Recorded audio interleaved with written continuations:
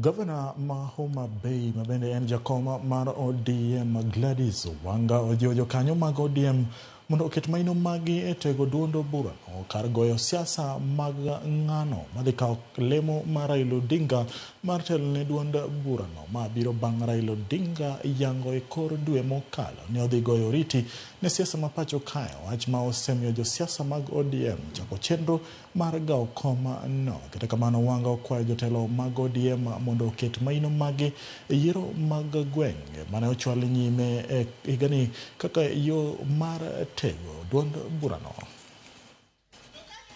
Kokamano jokombe mag kaluregi ditch mar national chairman chair lady from East Kamagambo. AUC elections will be held next year. Right now, as we speak, Raila Odinga is the party leader of ODM. And the party is a strong party. The party has institutions. So we don't want to discuss.